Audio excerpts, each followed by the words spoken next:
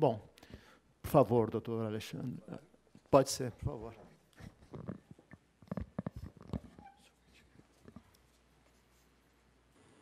Boa tarde a todos, é um prazer estar aqui, a convite da Febratel, do IBRAC, agradecendo a pessoa do Caio Mário. Eu vim em pé aqui porque não sou ator, então esse holofote ali, estou quase botando óculos escuros, assim, quem esteve na mesa deve ter tido essa sensação. Então, nós hoje vamos falar sobre a metodologia das sanções no setor de telecomunicações, continuando aqui as exposições que me antecederam. Muito sobre o prisma do princípio da proporcionalidade e de alguns outros princípios a eles correlatos. A primeira coisa que eu queria colocar, né, é que o objetivo arrecadatório do Estado ele está na atividade tributária, ele não está na atividade sancionatória. A atividade de fiscalização do cumprimento de normas administrativas é uma atividade que não visa arrecadar dinheiro. A atividade estatal que visa arrecadar dinheiro é a atividade tributária. A sanção, na verdade, que tem que existir, que não dá para nós pensarmos só em pessoas bem-intencionadas na sociedade que vão tentar sempre cumprir suas obrigações voluntariamente, e com muito esforço. As sanções administrativas devem sempre existir, óbvio. Porém, elas têm que ser sempre vistas como a última ratio, como aquela espada de Damocles que é colocada sempre em última instância. E isso não é nem só no direito, ou no direito administrativo. Até mesmo na vida pessoal nossa, em qualquer situação da vida que haja uma aplicação muito constante, muito demasiada de sanções, ao contrário do que nós possamos pensar que a disciplina está sendo muito forte, que nós estamos tendo um sucesso muito grande em aplicar aquelas normas, ao contrário, a grande quantidade de sanções é o atestado da incompetência da aplicação da disciplina.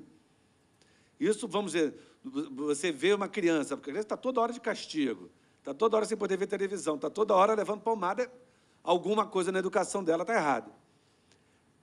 Então, ao contrário do que talvez o clamor público e a opinião pública ou que os leigos podem entender, em um setor regulado, em que há uma constância e um nível de aplicação de sanções muito elevado, no fundo, isso é um atestado de que alguma coisa muito errada está acontecendo na sua regulação.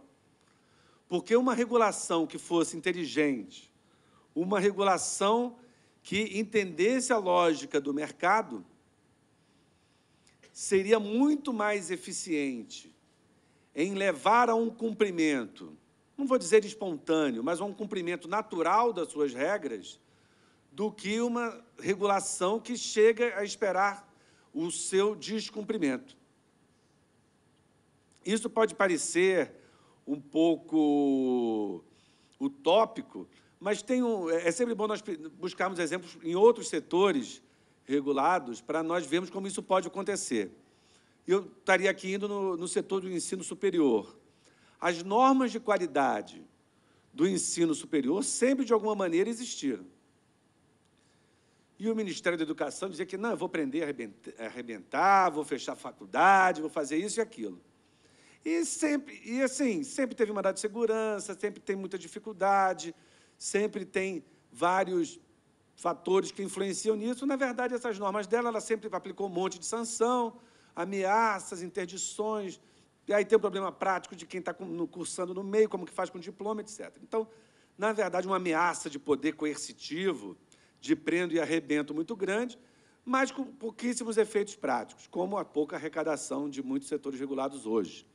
Até que alguém teve uma ideia e falou, olha só, nós não vamos prender, não vamos fechar faculdade, não vamos caçar autorização, não vamos nada, não. Mas nós vamos fazer uma provinha no final da faculdade com todos vocês, e nós vamos contar na imprensa para todo mundo quais são as piores faculdades. Eu, que já dei aula em universidade particular, e foi nessa transição, eu vi o quanto que a prova do Enem fez os agentes regulados sem ter processo administrativo, sem ter sanção, mandado de segurança, multa, nem nada. Fez os agentes privados voluntariamente, entre aspas, se moverem muito mais para atingir os objetivos e as metas de qualidade do que todas aquelas normas coercitivas e muito ameaçadoras. E aqui, sem querer filosofar muito, mas só uma notícia, tem toda uma teoria de regulação que procura buscar esquemas para se realizar isso. Eu me refiro à teoria do direito como sistema autopoético, no Niklas Luhmann, do Gunther Tobner, que eles dizem o seguinte: olha só, a economia e o direito, e a religião, a ciência, a política, nós temos na sociedade vários subsistemas. Cada subsistema desse funciona de acordo com a sua própria lógica binária. Ou seja, no direito é o que é legal, o que é ilegal, na economia é o que dá lucro, o que não dá lucro, na religião o que leva para o céu, o que leva para o inferno, por aí vai. Cada sistema desse tem o seu próprio código e só funciona de acordo com esse próprio código. Toda tentativa de um subsistema impor o seu código binário ao outro subsistema leva à absorção e à supressão do outro subsistema e, consequentemente, à diminuição da complexidade social, ou seja, da quantidade de subsistemas funcionando autonomamente, interrelacionados, mas autonomamente na sociedade. Então, diante dessa clausura, desse fechamento de cada subsistema, se procura fazer o chamado acoplamento estrutural. Uma coisa parecida com e essa teoria do direito veio de uma teoria biológica. Olha que loucura, né? Por isso que fala isso. Fazer uma coisa parecida com o que o vírus faz, que é associar o seu DNA ao DNA da célula para poder entrar dentro do DNA da célula. E aí, depois de tudo isso, qual é a conclusão que se chega da regulação mais inteligente? A regulação mais inteligente não é aquela que busca impor ao agente econômico a lógica binária do direito, mas sim aquela que tenta fazer o acoplamento entre a lógica binária do direito com a lógica binária da economia, do setor regulado, fazendo esse acoplamento estrutural, fazendo com que, como no caso da prova do Enem, o atendimento à norma jurídica seja também o atendimento à lógica da economia. Porque o cumprimento da norma jurídica pelo agente econômico, ele é uma mera questão de custo-benefício. Se nós fizermos com que o atendimento da norma jurídica seja também uma imposição da lógica econômica, e ameaçar com sanção, aplicação de multa e tal, isso não é lógica econômica, isso é lógica jurídica ainda, nós não iremos nisso, nós não conseguiremos esse objetivo. Só uma notícia, também, isso tudo gerou uma corrente que nos Estados Unidos e na Inglaterra hoje é a grande vedete do movimento regulatório, é a grande busca da Ofcom, não só do setor de telecomunicação, mas do setor de energia, muito nos Estados Unidos e na Inglaterra, de uma corrente chamada de Smart Regulation. Alguns chamam também de Better Regulation, que é essa tentativa de substituição da lógica estritamente coercitiva jurídica por uma lógica jurídica também, mas acoplada à lógica econômica. E talvez seja por isso que a aplicação não se precisa de tantas multas na Inglaterra, e talvez os serviços de telecomunicação lá sejam, inclusive, melhores do que aqui, apesar de toda essa quantidade enorme de multa. Não é na ponta da baioneta que se vai fazer uma boa regulação. Isso já está mais do que provado. O autor referência da Smart Regulation é o Baldwin, para quem se interessar por isso. Bom, passando por tudo isso, nós, adentrando no princípio da legalidade, da proporcionalidade, nós vemos primeiro que, no ponto de vista do o princípio da proporcionalidade, ele tem uma visão tradicional do princípio da proporcionalidade em seus 3 elementos, da adequação, da necessidade, da proporcionalidade stricto sensu. E, desse ponto de vista, essa visão de sanção coercitiva, impositiva, da baioneta, ela não é o meio adequado para se atingir os objetivos regulatórios. Já está estatisticamente provado e comparativamente também com outros países provado isso. E também não é o meio menos oneroso, não é o meio estritamente necessário. É uma visão desnecessariamente restritiva da liberdade empresarial. Porém, ao a gente tratar de direito administrativo sancionador, nós temos 2 visões de princípio da proporcionalidade. Uma que é essa visão do princípio da proporcionalidade mais moderna, desses 3 elementos, que veio da França e da Alemanha e foi adotada no Brasil aí a partir do neoconstitucionalismo, década de 90, que é o princípio da proporcionalidade, que nós tratamos, geralmente, de todas as limitações de direito público à liberdade privada. Mas nós temos, ao tratar de direito administrativo sancionador, um princípio da proporcionalidade mais antigo, que não tem muito a ver com esse, que é um princípio da proporcionalidade da dimensão da sanção, que não tem a ver com esses 3 elementos. Dá para fazer algumas associações, mas ele é muito mais antigo do que isso. Ele remonta ao próprio direito penal, cujos princípios inspiram o direito administrativo sancionador também. E a proporção da pena. Né? Do direito penal lá, aquela forma de calcular a pena, no fundo é isso. Então, essa confusão, primeiro, é muito importante a gente evitar. Quando a gente fala de princípio da proporcionalidade e sanção administrativa, nós podemos estar falando, e às vezes podemos falar procedentemente, de 2 princípios da proporcionalidade muito diferentes entre si. O princípio da proporcionalidade do direito germânico, dos 3 elementos, e o outro, o princípio da proporcionalidade muito mais antigo, com origem no direito penal italiano, da dimensão da sanção adotada. Sobre o primeiro ponto de vista, já houve aqui várias abordagens, eu vou querer me aprofundar um pouco mais no segundo princípio, na segunda acepção de proporcionalidade da dimensão da pena, que tem a ver com o próprio princípio da individualidade da pena, tanto com o seu objetivo pedagógico, de servir de exemplo para outros, como também do educativo, de evitar a reincidência. Toda pessoa só pode ser punido pelo que fez. E se ele só é punido pelo que fez, ele tem que ser punido na proporção do que ele fez. Tanto que uma infração muito pequena nem leva a punição nenhuma. Princípio da insignificância.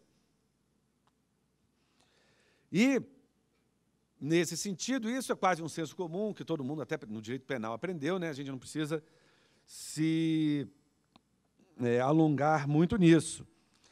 Então, eu queria apenas dar exemplo de 3 situações muito comuns em setores regulados, mas muito comuns também, especificamente nas telecomunicações, que atentam frontalmente à proporcionalidade sancionatória. O primeiro, que, ao meu ver, é o mais grave de todos, é assim, eu diria, com todo respeito, assim,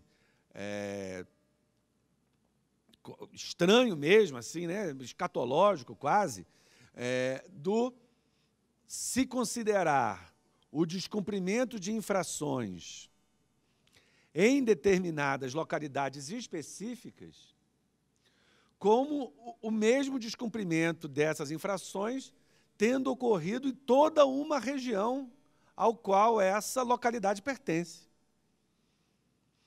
E aqui se viola não só o princípio da proporcionalidade, porque seria como, vamos dizer, eu sou um pivete, aí, um trombadinha. Eu furtei no ônibus. Hoje eu furtei no ônibus.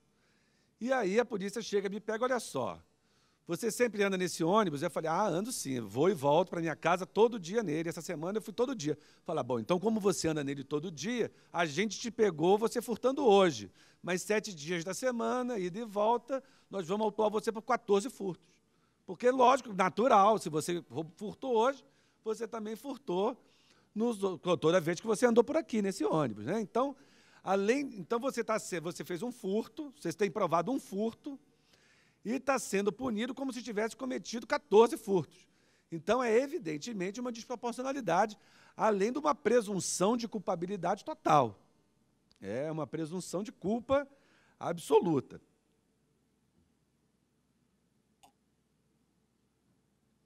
Um outro exemplo que eu queria tratar é de multas aplicadas pela metodologia de aplicação, às vezes duas ligações não recebidas ou que não cumpriram os requisitos, geram sanções que, se a pessoa que não conseguiu realizar a ligação fosse receber 1/10 daquela sanção, eu acho que ia estar todo mundo torcendo para nunca conseguir realizar uma ligação. Não que, ainda mais com a quantidade de ligações que são realizadas, isso vai acabar levando a um impasse. Se não tem estrutura empresarial que aguente essa desproporcionalidade da sanção, ainda mais com a quantidade de ligações que são feitas. Há um exemplo parecido no outro setor regulatório, do setor de GLP, de botijão, que é parecido também. A lei diz assim que, em caso de reincidência de sanções que possam afetar a saúde, qualquer probleminha no botijão, em tese, pode afetar a saúde e a vida das pessoas. Em caso de reincidência, ou seja, 2 vezes, pode-se levar à cassação da autorização para funcionamento da empresa. Agora, você imagina uma empresa com 400 mil botijões rodando o Brasil inteiro, de barco no Amazonas, na periferia de São Paulo. É lógico que vai ter algum botijão amassado, algum que rasgou o lacre na hora de ser transportado. Então, assim, na verdade, todas as empresas de GLP do Brasil teriam que ser fechadas. Então, ou seja, esse tipo de regulação, vamos prender e arrebentar, acaba levando à desmoralização por impossibilidade fática da própria regulação, porque o mundo real não perdoa. Outro problema, e aí talvez de cunho processual também, é a inclusão dos chamados padinhos dentro de padrões, né? Que se tem a inclusão de sanções específicas dentro de apreciações de sanções maiores. E, muitas vezes, os apensamentos desses processos acabam também a levar desconsiderações a respeito de aspectos de defesa importantes que foram invocados num ou no outro, além da violação da proporcionalidade. Tendo aqui já, a gente já estando chegando ao fim, o tempo já estando acabando, eu queria apenas fazer uma nota a respeito de... No último painel, foi levantado a respeito da relativa deferência em relação às autuações dos fiscais de base. Foi invocado aqui assim, apenas, mas tem um representante da Anatel que pode também continuar a dialética sobre esse tema, invocando a presunção de veracidade e legitimidade dos atos administrativos. Bom, primeiro que esse princípio ele não está previsto em lei, nem na Lei do Processo Administrativo Federal. Esse princípio é um princípio de construção doutrinária francesa, do século XVIII, da época da escola da puissance publique, da época de um Estado extremamente centralizado e autoritário, que foi o Estado napoleônico, e que hoje ele tem que ser aplicado em algumas circunstâncias concretas, em que, se não houver essa presunção, na verdade, a sanção não vai poder ser aplicada. vamos dizer, por exemplo, um estacionamento irregular, talvez, alguma mercadoria estragada que vai ter que afirmar ali que foi estragada, mas assim, alguma situação aí que a gente possa imaginar que sem essa presunção não seria viável nunca a aplicação da sanção. Porém, e aqui vai o seu link com o princípio da proporcionalidade, nós não podemos colocar em nível superior um princípio de construção francesa da época do Napoleão ao princípio da motivação e ao princípio da presunção de inocência que está na nossa Constituição. Então, na verdade, não é o particular que tem que provar que ele não cometeu a infração. Não é o fiscal afirmar o que ele quiser e depois foi uma falha do particular em provar que ele não cometeu a infração. Ele tem presunção de inocência. Quem tem que provar que ele cometeu, fazendo laudos, periciais, se for o caso, juntando no processo administrativo, é o agente público. Se ele não tem recursos humanos, materiais para isso é problema dele, é problema do Estado, é problema de orçamento, é problema de contingenciamento, do injusto contingenciamento das verbas orçamentárias das agências reguladoras. O que não se pode fazer é o fiscal afirmar o que ele quiser e, com base num princípio doutrinário do direito francês do século XVIII, se esquecer do princípio da presunção de inocência e do princípio, esse sim expresso não só na Lei do Processo Administrativo Federal, como na Constituição Federal, no princípio da motivação dos atos administrativos. Então, é uma coisa assim complicada de um direito administrativo mais tradicional, que às vezes a gente vai repetindo esses princípios, que nem um mantra budista, né? Inhon, inhon, e não sabe nem mais de onde veio, para onde vai, assim, não sabe a origem. Está na lei onde? Qual é o artigo? Sabe? Não está, assim, é um princípio de Constituição francesa, antigo, e assim, bastante ultrapassado, felizmente. Eram essas palavras que eu queria trocar com vocês. Obrigado.